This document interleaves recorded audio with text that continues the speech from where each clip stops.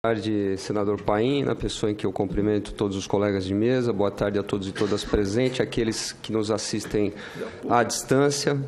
Eu estava ansioso lá, esperando bastante tempo, estava do lado do índio lá. Quando o índio vem, é ele que fala, né, sempre. E hoje eu represento aqui o Sindicato dos Bancários de São Paulo, trago uma saudação especial de toda a diretoria do Sindicato dos Bancários de São Paulo. E eu inicio minha fala lembrando de um conceito que eu li e eu já falei isso mais de uma vez, no dossiê da reforma trabalhista elaborado lá pelo CESIT e pelos professores e pelos alunos, em conjunto com os alunos, que diz o seguinte, que a relação de emprego é um direito fundamental amparado constitucionalmente no reconhecimento da desigualdade material. E a reforma trabalhista, infelizmente, achou que essa desigualdade material, o polo mais fraco, era o polo do patrão, era o polo de quem contrata, e não era o polo dos trabalhadores. E partiu dessa base para poder retirar todos os direitos dos trabalhadores e rasgar a CLT, coisa que eles já pretendiam há muito tempo, né? Isso não surgiu agora. Eles estavam há muito tempo, desde a terceirização, desde muito tempo, tentando tirar direitos dos trabalhadores. Agora, eu fui precedido aqui hoje, senador Paim, por brilhantes oradores aqui que já falaram quase tudo, então fica muito difícil falar na terceira mesa. Mas então eu vou pegar um outro viés para falar um pouco daquilo que a gente não falou. Ou tentar falar daquilo que a gente não falou. Eu acho que é importante, senador Paim, a gente resgatar rapidamente como se deu o processo de tramitação, não de debate, porque não houve debate da reforma trabalhista, né? Houve tramitação na Câmara e no Senado. E aqui os companheiros que me antecederam lembraram que foram executados, metralhados no debate lá na comissão especial, lá na Câmara, que todos eles foram muito ofendidos. O Max aqui lembrou muito bem, ele foi chamado de muito mais coisas, imbecil, idiota, eu estava presente lá, né?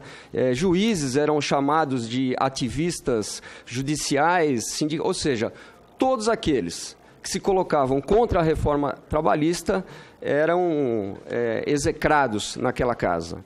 E falando em casa, alguém lembrou aqui do acesso dos trabalhadores e das trabalhadoras. Aqui é uma casa que, infelizmente, aqui no Senado e na Câmara, eles privilegiam o lobby e não a luta. Porque se privilegiassem a luta, os trabalhadores teriam acesso aqui dentro. Privilegiam aqueles que entram aqui para fazer lobby, para comprar voto, para fazer um monte de outras coisas. Então, isso é muito duro, porque o que a gente já passou de nervoso aqui dentro, você não pode passar por essa porta, você tem que dar toda a volta por fora.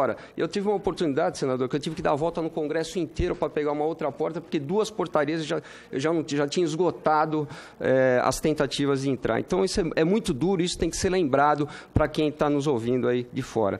Mas, assim, hoje a gente tem um motivo de... todo mundo, né? Agora, hoje é um dia de muita alegria para nós, porque, assim, essa a gente considera que vai ser, senador Paim, a nova CLT. Né? E com muita felicidade, capitaneada por Vossa Excelência, que não capitaneou só essa luta, mas diversas outras lutas que o senhor acabou de citar aqui, no Estatuto do Idoso, ou seja, nós precisamos muito dessa sua rebeldia. Né? Essa sua rebeldia tem contribuído muito com os trabalhadores e com as trabalhadoras e com todos que precisam de parlamentares que lutem por nós. Mas eu quero lembrar como é que foi a tramitação. Atropelaram na Câmara dos Deputados, vou resumir e trazer aqui para o Senado, e dizer que a gente saiu daqui do Senado com vergonha quando aprovaram a reforma trabalhista aqui no Senado, porque essa casa se omitiu e simplesmente carimbou uma reforma trabalhista que veio e mesmo... E eu não vou citar nomes hoje de algumas pessoas para respeitar, senador, mas toda a história, né, não tem como ser apagada, está nos anais dessa casa, mesmo com alguns senadores, inclusive relatores, relator na comissão, com a audiência que nós tivemos com ele, ele disse para nós, não, isso aqui precisa ser alterado, isso aqui tem coisas que precisam ser melhoradas na reforma trabalhista, se omitiu no relatório e não alterou sequer uma vírgula no relatório. E aí atropelaram a gente teve momentos históricos nessa casa, quando as mulheres bravamente ocuparam a mesa do Senado, mas mesmo assim, infelizmente, a reforma trabalhista foi aprovada e com a promessa de que editariam uma medida provisória e que essa medida provisória corrigiria todos aqueles problemas que ela apresentava no seu texto,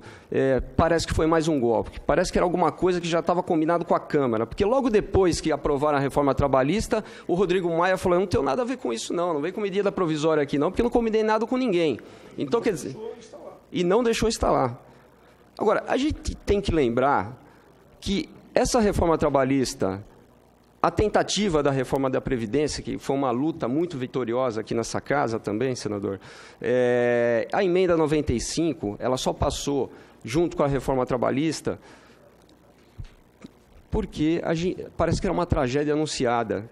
Na eleição de 2014, todo mundo analisava e dizia o seguinte, desculpa que estou com a voz ruim, gente, porque eu estou com muita tosse. A gente analisava que esse era o Congresso mais conservador eleito desde 1964. Então, a gente sabia que viriam coisas muito ruins, né? Veio o golpe, e aí vieram essas reformas que eles quiseram implementar para retirar o direito dos trabalhadores e das trabalhadoras.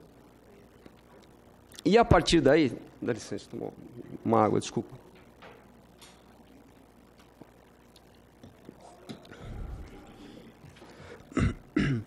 Então, e a partir daí implementaram todo tipo de barbárie. Agora, é importante a gente lembrar que em 2018 agora a gente tem eleição.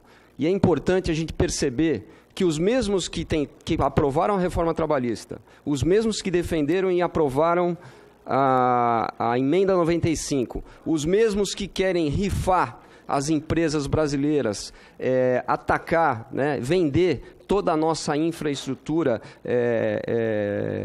esquecendo, inclusive, do que é estratégico no Brasil, foram os mesmos que aprovaram o impeachment, foram os mesmos da emenda 95, foram os mesmos na reforma trabalhista. E a gente precisa lembrar desses caras todos, porque eles são candidatos agora em 2018. Então, nós temos que lembrar, senador Paim, quem é que fez a luta para tentar barrar a reforma trabalhista, para barrar e barramos a reforma da Previdência e para tentar barrar a emenda 95. É muito importante, o Índio falou uma coisa importante aqui antes da minha fala. Nós temos que colocar trabalhador e trabalhadora nessa casa. Essa casa está dessa maneira porque ela está com muito parlamentar bancado por grandes grupos econômicos. E entre esses grupos econômicos, senador, eu sou bancário, o Índio é bancário também, somos bancários lá de São Paulo, e eu não tenho como deixar de falar dos bancos. Os bancos foram muito importantes no lobby e na pressão para aprovar a reforma trabalhista. Ao lado da CNI, ao lado das federações patronais, eles tiveram grande importância. E aqui é a farra do boi dos bancos no Brasil. Os bancos fazem aquilo que eles querem. Nós temos que regulamentar o sistema financeiro. Os bancos não podem mais usar e abusar da paciência do brasileiro e da brasileira. E aqui eu trouxe alguns dados, senador, que eu quero... falar a respeito dos bancos, dados rápidos. Assim, ó, em 2017, os 5 maiores bancos lucraram 77,4 bilhões, com um aumento de 33%. Só de tarifas e serviços, os bancos tiveram 126 bilhões. Agora, nesse item, é importante explicar para as pessoas que não conhecem o seguinte: os bancos, apenas com as receitas de tarifas e serviços, pagam todas as despesas de pessoal, e despesas de pessoal, que a gente quer dizer, a gente não está falando só de salário, nós estamos falando de tudo que se relaciona a pessoal, seja imposto, seja treinamento, seja tudo que se relaciona a benefício. Tem banco que paga com a receita das tarifas e serviços, e paga toda a despesa e ainda sobra 70%, senador. Nós não estamos falando de nenhuma outra operação, nós estamos falando que eles recolhem de tarifas e serviços. Os bancos, em 2017, recolheram 38,5% de imposto a menos do que recolheram em 2016. Os bancos acabaram com quase 18 mil postos de trabalho. Então, nós precisamos saber qual é o serviço, qual é a função social que os bancos estão fazendo nesse país. Os bancos fazem o que eles querem. Os bancos entram nessa casa aqui e estão lá do lado daqueles parlamentares que nós temos que denunciar o tempo todo quem é que está sendo bancado, ou seja, quem é que está sendo apoiado por grandes grupos econômicos, quem é que está sendo apoiado pelos bancos. E aí nós temos um recado muito duro para dar, e eu estou falando dos bancos especificamente, senador, porque nós vamos ter agora uma luta para renovar a Convenção Coletiva Nacional dos Bancários em 2018, e a gente sabe que vai ser muito duro, que eles vão endurecer, que eles vão chorar, que eles vão dizer, olha, nós estamos ganhando pouco. 77 bilhões em 2017 foi muito pouco, nós precisamos de muito mais. Nós precisamos chupar o sangue de vocês até não ter mais nada, mas nós não vamos permitir isso. Nós vamos lutar. E por que eu falei da categoria bancária? Porque a categoria bancária, junto com metalúrgicos, junto com petroleiros e outras grandes categorias, puxam a negociação das outras categorias. Então, nós precisamos estar muito atentos. Nessa negociação agora, em setembro, nós vamos tentar renovar, nós vamos renovar a Convenção Coletiva Nacional, nós vamos ampliar direitos e nós vamos para cima dos bancos. Senador, concluindo, eu quero dizer o seguinte, é muito importante uma entidade, o FIDS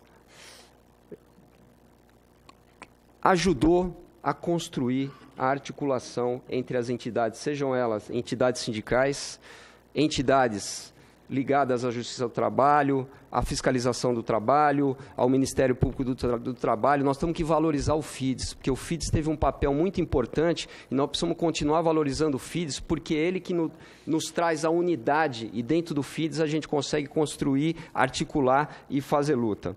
E, senador, eu concluo dizendo o seguinte, nós precisamos muito dessa sua rebeldia, essa sua rebeldia vitoriosa aí na luta pelo direito da classe trabalhadora tem nos ajudado bastante. Aí eu deixo aí uma saudação dos sindicatos bancários de São Paulo, dizendo, vai ter luta, mas não vai ter luta só na categoria bancária, vai ter luta na sociedade brasileira, vai ter luta agora em 2018, nas eleições, para a gente não votar em ninguém que defendeu a emenda 95, para a gente não votar em ninguém que votou favoravelmente a reforma trabalhista, para a gente não votar em ninguém que contou mentira até cansar, porque a CPI desmentiu, senador Paim, que a Previdência era deficitária e continuam dizendo que a Previdência é deficitária, que precisam reformar por causa disso e não fala qual era o problema da Previdência, que era de gestão. Exato. Então, nesses mentirosos, nesses caras que não representam a sociedade brasileira, nós vamos trocar esse Congresso aqui em 2018, vamos colocar trabalhadores e trabalhadoras, porque nós vamos aprovar